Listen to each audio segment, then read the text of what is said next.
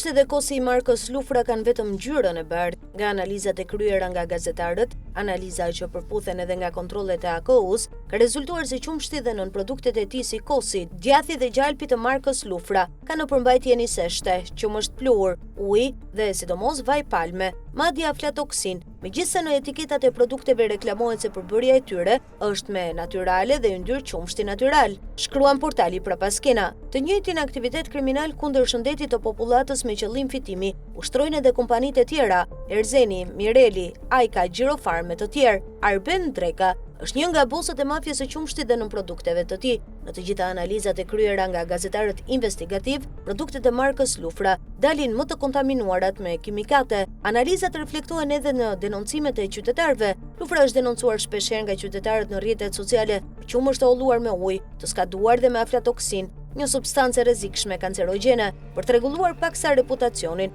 dhe për të dukur më të besueshëm para shqiptarëve. Kompania Lufra përdor si modele lopën Lara, për cilën shprehet se është zonja më punëtore e fermës, që sjell prodhim të freskët në tryezat tona. Në fakt kemi të bëjmë me një mashtrim. Lufra nuk ka as lopë dhe as dele, ka vetëm fabrikë që bashkon kimikate, duke i shitur për qumësht kos, vallë, djath, gjalp e të tjerë. Nga kontrollet e kryera në territorin e Vlorës, AKU ka zbuluar se produktet e kontaminuara i përkasin dy prej markave më të njohura në vend, Lufra dhe Erzeni. E 26 mostra të marra nga janari deri në prill 2025, 10 prej tyre kanë rezultuar pozitive dhe sipas specialistëve, 40% e qumshtit të kontrolluar ishte i kontaminuar mbi normat e sigurisë ushqimore. Aflatoksina është një toksinë e krijuar nga myku që rritet tek dritrat, misri dhe gruri. Kur lopët ushqehen me foragjere të kontaminuara, aflatoksina sekretohet më pas tek qumshti që prodhojnë. Konsumimi i qumshtit me aflatoksin ka pasoja të rënda për shëndetin e njeriut. Sipas OBSH-s, aflatoksina është kancerogjene e grupit të parë,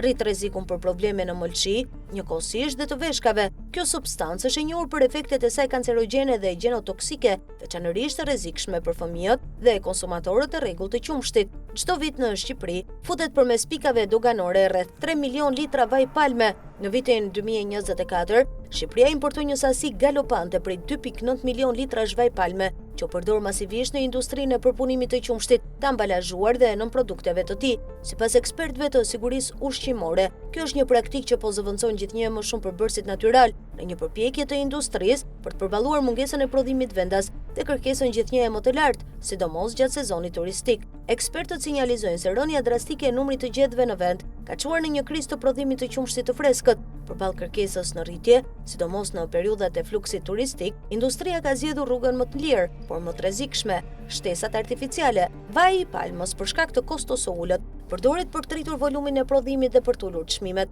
por ky kompromis ekonomik sjell me vete rreziqe serioze për shëndetin publik, sidomos kur përdoret në mënyrë të fshehtë, pa transparencë në etiketim dhe pa kontrolle të mjaftueshme nga institucionet shtetërore.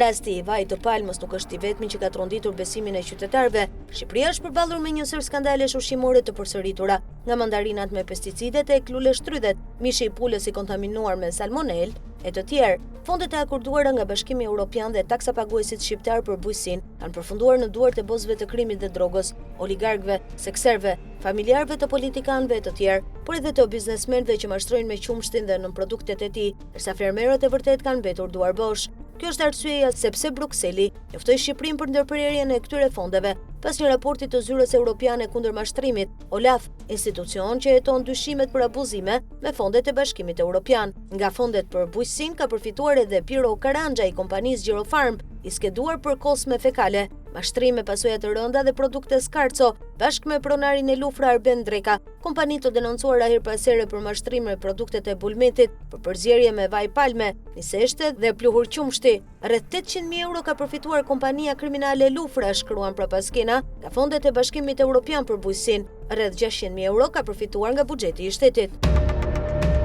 Tenderët vazhdojnë t'i marrin kompani të lidhura me eksponent të krimit të afërt me kupolën e pushtetit, konkretisht edhe me deputetin socialist të Durrësit Arkend Balla, i përshkruar si përfaqësues i grupit mafioz Danaj Troplini në parlament. Fakti është ky: në buletinin e prokurimeve publike të datës 26 janar 2026 është shpallur zhvillimi i tenderit për furnizimin me internet e Agjencisë së Shoqërisë së Informacionit, me vlerë kontrate 7 milion euro dhe afat shërbimi 2 vite. Ndër 4 fituesit në bashkim operatorësh, përfituesja me përqindjen më të madhe madhe të vlerës së tenderit është kompania Nisatel SHPK me qendër në Vlorë, në pronësi të Sadrit Danaj, personi skeduar nga drejtësia dhe SPAK për aktivitete në kuadër të një grupi të strukturuar kriminal ndërkombëtar. Drejtori menaxhimi i kompanisë Nisatel SHPK të grupit kriminal Danaj ka qenë deputeti aktual i PS-s në Durrës Arkend Balla, i cili ka qëndruar në këtë detyrë dhe ka përfituar pagesë deri një ditë para betimit si deputet. Ky deputet u zgjodh me një numër të lartë votash në zgjedhjet e 11 maj 2025, të cilat sipas raporteve të agjencive gjurmuese janë siguruar me mbështetjen e njërit prej krerëve të grupit Troplinit të Durrësit, Erviz Doçi, i njohur si Visi i Pojës.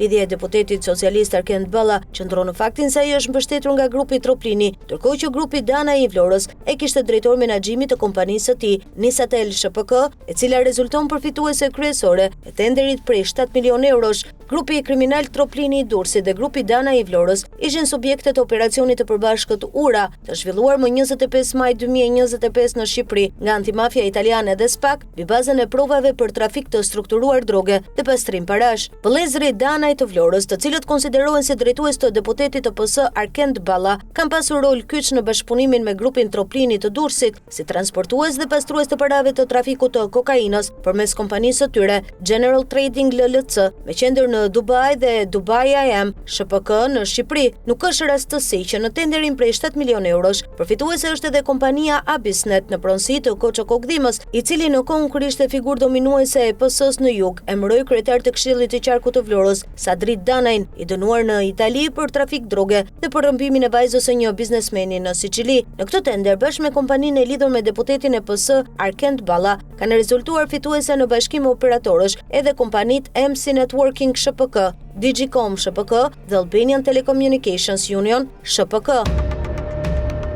Pas hapjes së kapitujve të negocimit me BE-n, u mendua se qeveria do të mbyllte rrugët e vjedhjes së fondeve publike, duke i dhënë fund korrupsionit me miq dhe klientët e kryeministrit Edi Rama dhe të ministrave të tij, por korrupsioni jo vetëm që vazhdon, por është shtuar. Këtë e dëshmojnë pazaret mes 3 sheikëve të shëndetësisë shqiptare. Njëra është ministri e shëndetësisë Evis Sala, me pasuri të deklaruara rreth 5 milionë euro. Dy të tjerët janë Klodiana Lajbeu i Spitalit Amerikan dhe greku Yanis Karathano, përfitues të 2 koncesioneve të dializës dhe laboratorëve, me vlera përkatësisht rreth 120 milionë euro dhe 140 milionë euro nga tenderet e shëndetësisë. Më 26 janar 2026, Ministri e Shëndetësisë Evis Sala dhe Drejtoresha e Operatorit të Blerjeve të Përqendruara Arlinda Pogaj, në varësi të Ministrisë së Ekonomisë, kanë mbyllur pazarin për një tjetër tender me vlerë të lartë financiare. Sipas njoftimit publik, Ministria Sala dhe Drejtoresha Pogaj i kanë dhënë kompanisë Evita SHPK të Klodiana Lajbeut, pronari i Spitalit Amerikan, dhe kompanisë Pegasus SHPK të Yanis Karathanos,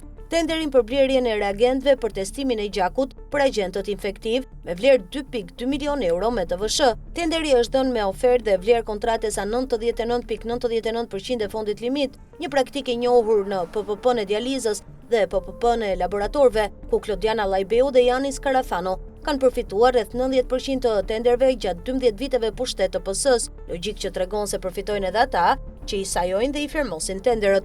Procedura parashikonte që tenderi të jepi një kompani e pjesëmarrëse me një ofertë, por Ministri e Shëndetësisë Evis Sala dhe Drejtoresha e Operatorit të Blerjeve të Përqendruara vendosën të shpallin fituese 2 kompani, duke bashkuar në një kontratë Klodiana Lajbeun dhe Yanis Karathanon me nga 50% të fondit. Sipas informacioneve, bashkimi i tyre në një tepsi ishte i detyruar, pasi Lajbeu dhe Karathano ishin në rivalitet për ta marrë tenderin secili për vete. Pas ndërhyrjes dhe negocimit të ministre Sala, ta ranë dakord të ndanin kontratën 50% me 50%, duke përfituar së bashku vlerën 2.2 milion euro. Kujtohet se 2 koncesionarët e shëndetësisë kanë lidhje direkte me kryeministrin Edi Rama, me urdhrin e të cilit kanë përfituar PPP-n e dializës dhe PPP-n e laboratorëve me vlera rreth 120 milionë euro secila, si dhe miliona euro të tjera nga tenderet e shëndetësisë. Por Klodiana Lajbeu ka lidhje direkte edhe me kryeministren Evis Sala, e cila rezulton e punësuar rektore e universitetit privat Western Balkans University në pronësi të Spitalit Amerikan, me një pagë mujore prej rreth 15.000 eurosh. Këta aktor kanë gjetur terren dhe po përfithin miliona euro fonde shtetërore të shëndetësisë përmes tenderve dhe koncesioneve në pazare të drejtpërdrejta me kupolën e qeverisë. Skandali më i madh mbetet fakti se Klodiana Lajbeu dhe Yanis Karathano, prej më shumë se 2 vitesh, janë të kallëzuar në SPAK për aferat me PPP-n e dializës dhe PPP-n e laboratorëve, si dhe për korrupsion me tenderët, por deri më tani nuk janë çuar përpara drejtësisë. Ndërkohë që SPAK dhe GKK nuk e kanë mbyllur ende çështjen e aferës së mbetjeve, qeveria nuk ka mbyllur llogarit me investimet për to, duke financuar miliona lekë shtesë. Megjithse kryeministri Edi Rama i ka inauguruar qendrat e grumbullim djegjes me bujë dhe vijon të deklarojë se ato janë në funksionim sipas projekteve të investimit, këtë javë është zhvilluar një tender për projektimin e infrastrukturës së tyre në Fier dhe Elbasan. Dokumenti i datës 26 janar 2026, që po publikon pamfleti, dëshmon se qeveria, përmes Agjencisë Kombëtare të Ekonomisë së mbetjeve si ent financues dhe operatorit të blerjeve të përqendruara si ent prokurues, ka finalizuar fonde shtesë për mbetjet. Procedura e prokurimit ka si objekt projektimi i infrastrukturës së menaxhimit të mbetjeve në zonat e mbetjeve në Fier dhe Elbasan, e ndarë në 2 lote me vlerë totale kontrate 710 milion lekë dhënë kompanisë Geo Consultant Co. ShPK. Për projektimin e infrastrukturës së mbetjeve në Fier, financimi i shtesë është 344 milion lekë me TVSH, ndërsa për zonën e mbetjeve në Elbasan, investimi është 366 milion lekë me TVSH. Zona e menaxhimit dhe përpunimit të mbetjeve në Fier dhe Elbasan janë landfillet dhe incineratorët. Për infrastrukturën e vend depozitimit dhe teknologjinë e djegjes së të cilëve janë shpenzuar rreth 35 milionë euro në Elbasan dhe 30 milionë euro në Fier, por incineratorët rezultojnë jashtë funksionit. Në Fier, zona e depozitimit të mbetjeve dhe incineratorët nuk janë marrë ende në dorëzim nga qeveria dhe bashkia, pasi Klodian Zoto dhe Mirel Mërtieri, pronarët e kompanisë që mori tenderin e ndërtimit, prej 4 vitesh janë arrati pas procedimit penal nga SPAK. Në Elbasan, vend depozitimi dhe incineratori janë marrë në dorëzim nga qeveria dhe 7 bashkitë e qarkut, të cilat krijuan shoqërinë Ekoelb, por incineratori nuk funksionon. Ndërkohë, po shpenzojnë miliona lekë të tjera, por ai nuk mund të vihet në punë, pasi pajisjet janë në gjendje skrapi. Mbetjet në Elbasan vetëm depozitohen dhe shtohen për ditë, ajsa drejtuesit e Ekoelb në bashkëpunim me kryetarin e bashkisë Elbasan, Gledin Llatja, shpesh u vën zjarri mbetjeve, ndërsa tani qeveria ka financuar çekun e radhës për 710 milion lekësh për projektimin e infrastrukturës së zonave të mbetjeve në Fier dhe Elbasan. Kjo do të thotë se pas projektimit do të ketë financime të tjera shtesë për investimet e projekteve, vlera e të cilave